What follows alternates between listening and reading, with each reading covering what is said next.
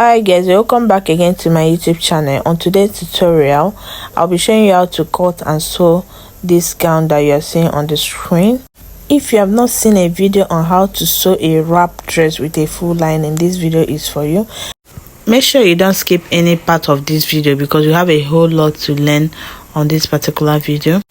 Okay, let's go to the cutting table.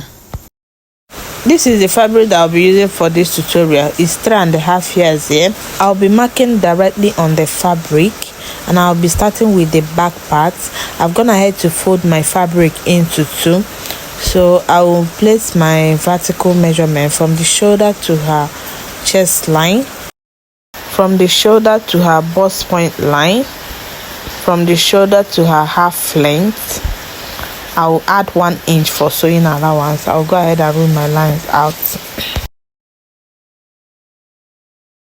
I will mark half of her shoulder width. I'll add ½ inch for sewing allowance. After that, I'll connect it to the chest line. I'll mark 3 inches from back neck width, and back neck depth I mark ½ inch. After that, I'll curve the neckline. I'll come down by ½ inch for back shoulder slant and I'll connect it the way you see me doing. There won't be zipper at the back part, but I'll be taking out the zipper bolt. This is to ensure that the back part fits properly. So I mark 1 inch and I will slant it the way you see me doing. To place a quarter of her bust circumference, I will start from this line, this zipper bulge line. So from this line now, I will mark quarter of her round bust.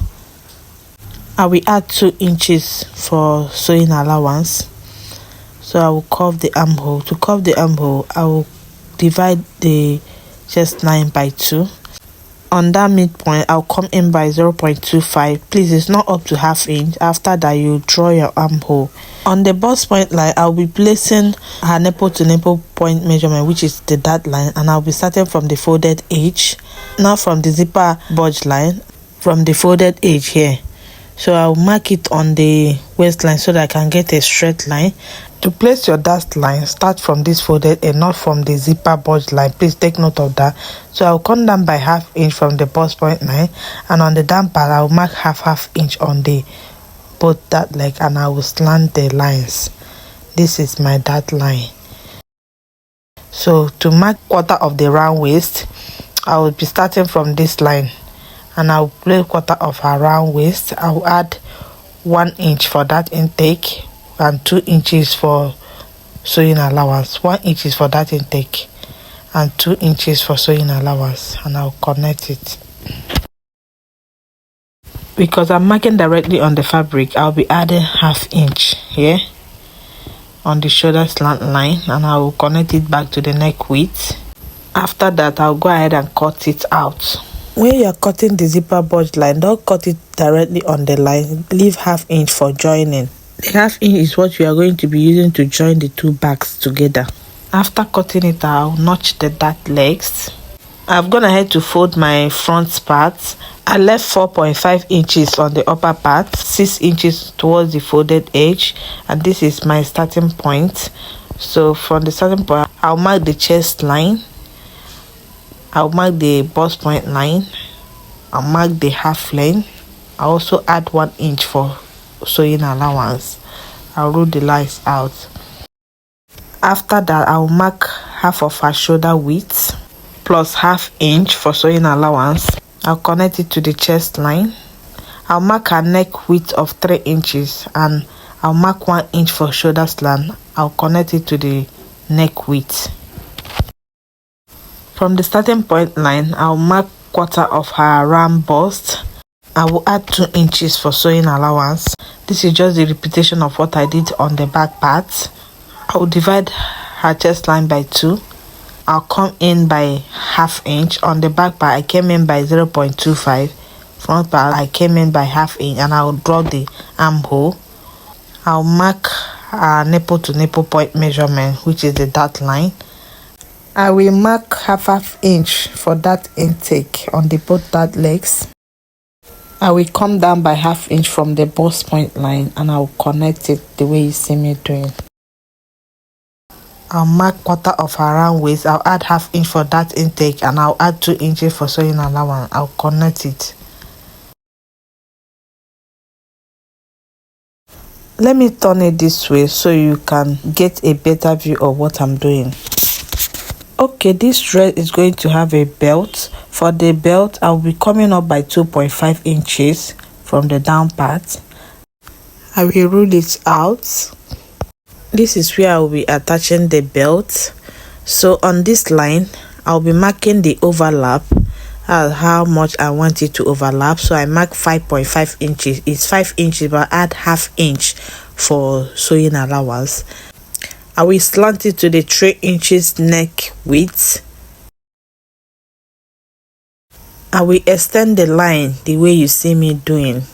Rule it out.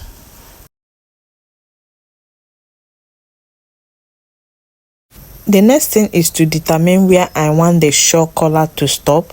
That's the breaking point. So from the shoulder, I will measure 13 inches, which is from her shoulder to her under bust.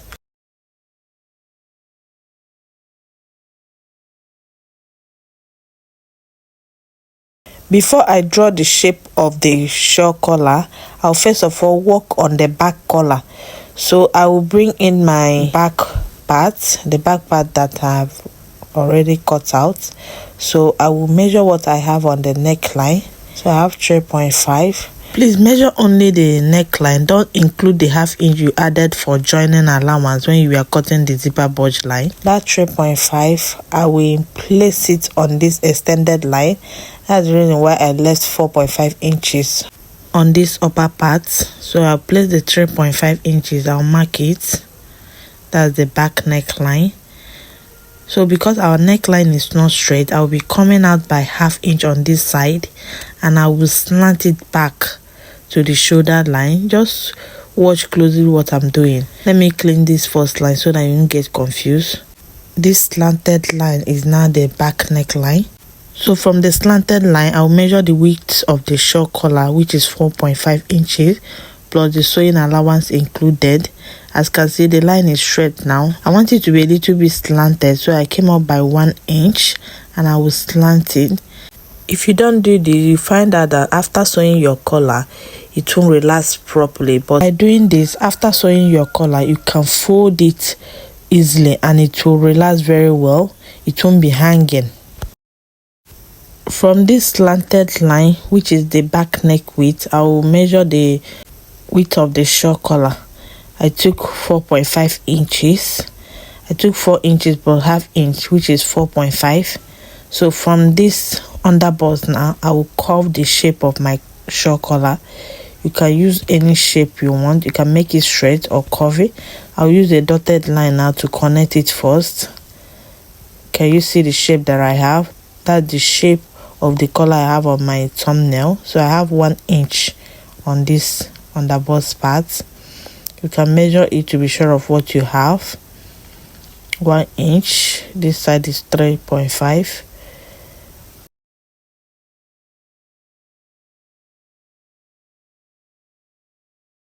I have 3.5 here. I'll increase it to 4 inches. I now have 4 inches on this side. This is the end of the markings. I'll go ahead and cut it out.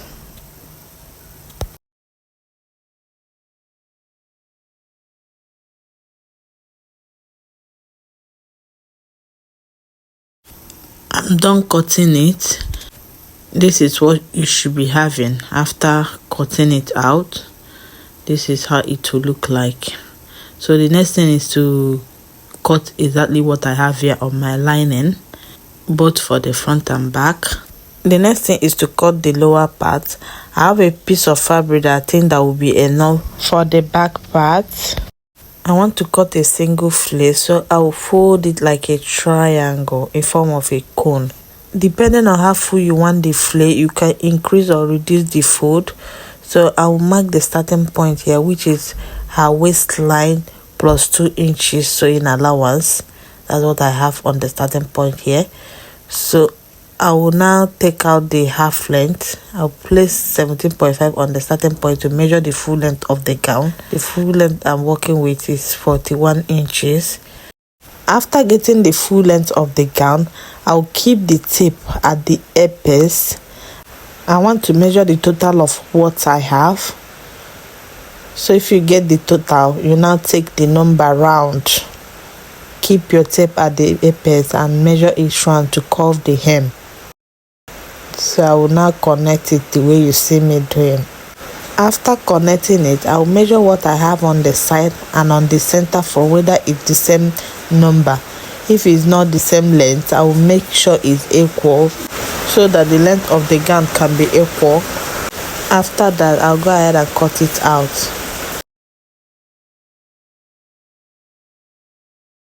So on the center front, I'll be coming down by ½ inch and I will slant it. I came down by ½ inch because it's a flare. The waistline is supposed to be curved to give it that flare effect. The next thing is to cut the back part. I'll also fold the back part the same way I folded the front, but I will make sure it's bigger than the front fold. This is because of the overlap. After folding it, I'll place the front part on it, making sure I leave 5.5 inches for the overlap.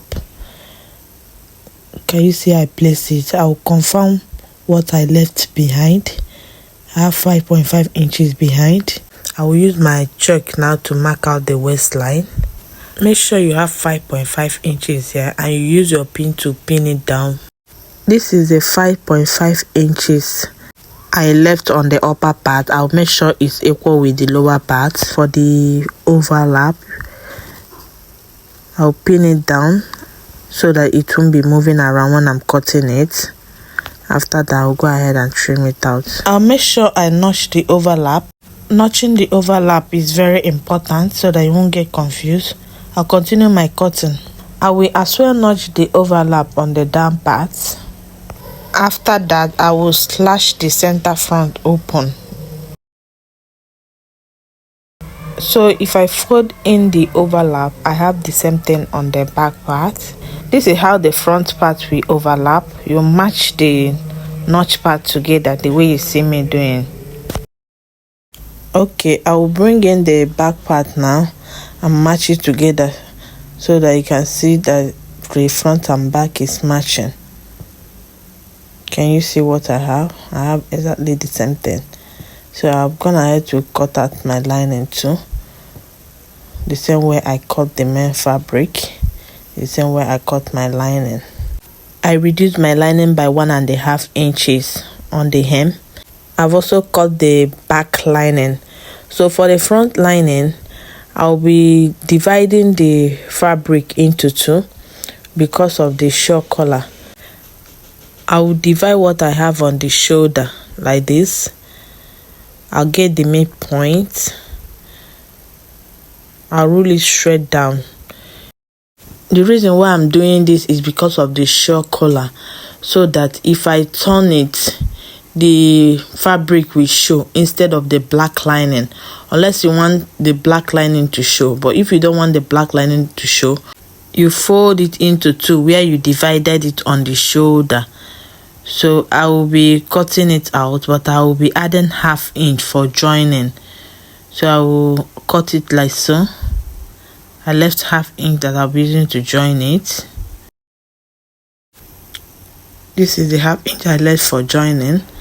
Can you see what I have? So I'll continue the cutting. I hope by now you understand what I'm trying to do. Can you see what I have? So this part now, I'll use the leftover fabric to cut it out. I've placed it already. I'll fold it in this way. Please note that you put your lining on fold. I'll also leave ½ inch on this side that I'll use to join it. Can you see the ½ inch?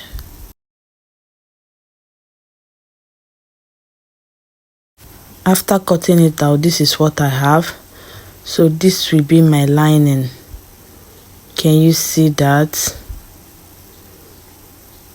So what I will do is that I will be joining the fabric and the black lining together.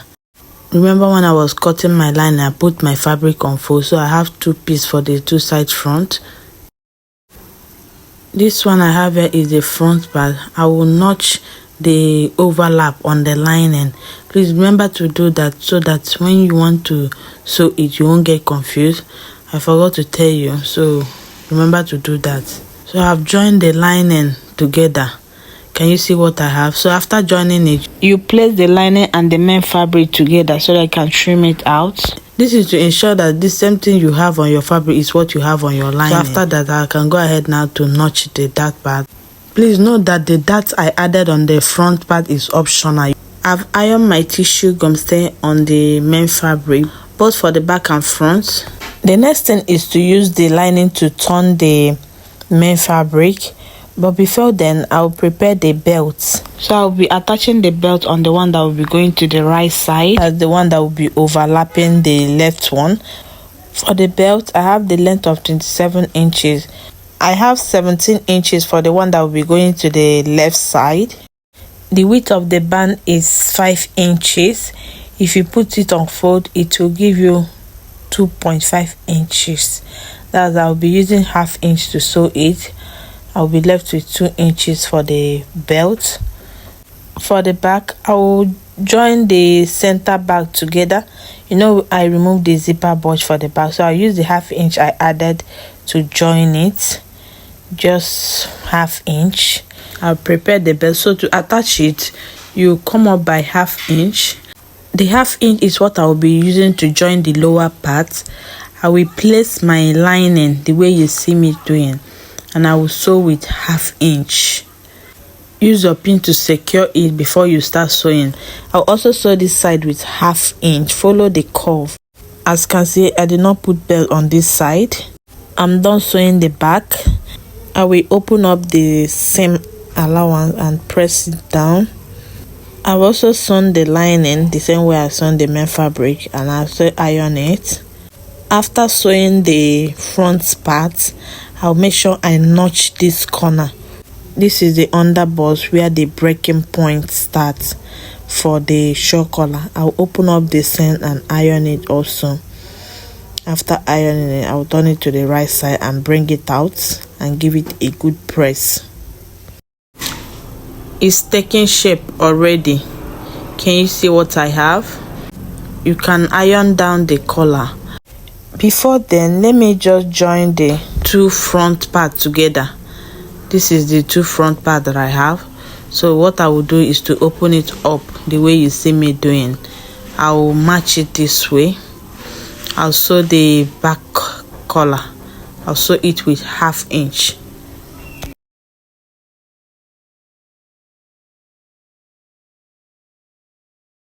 After sewing it, I have something like this.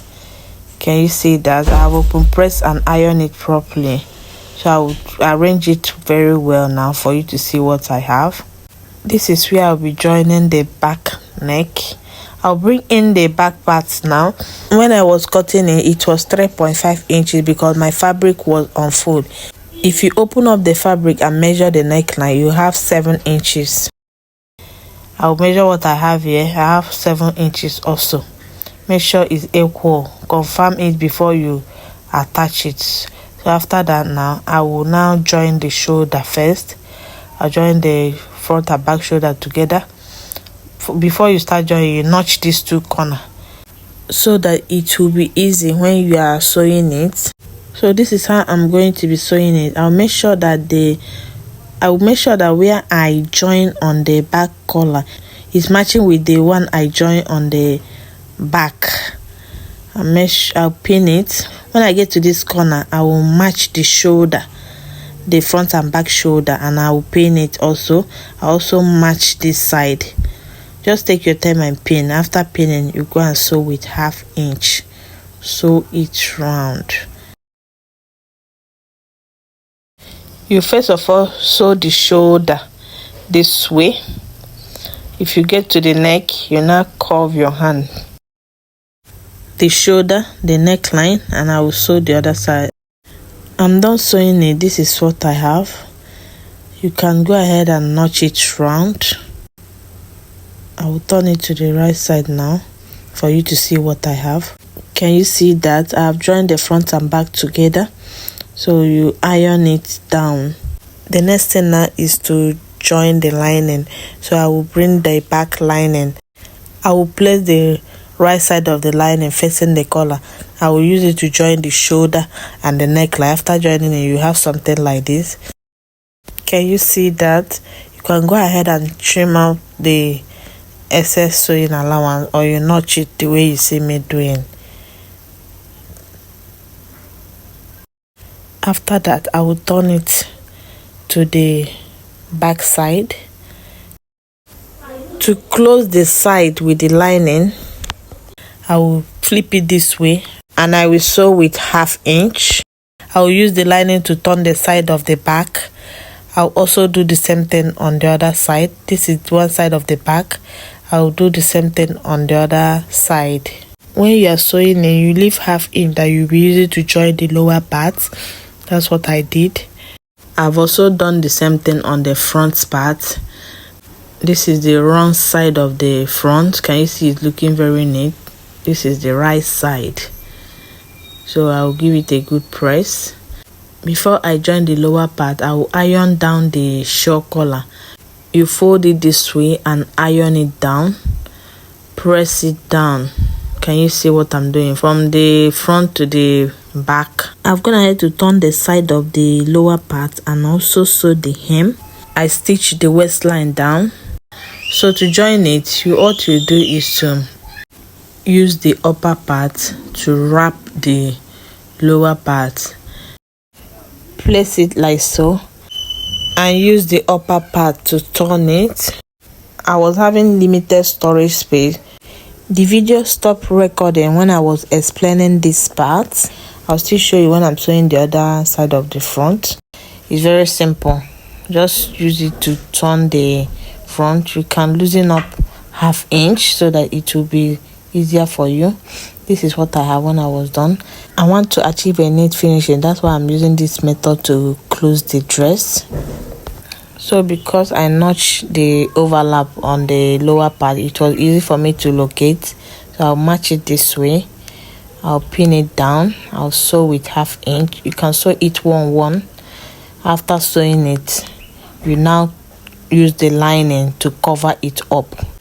Turn it this way and sew with 1/2 inch. You can loosen up this side so that it will be easy for you to turn it. I use my seam ripper to loose it up. I'm just doing it for the sake of beginners so that you understand.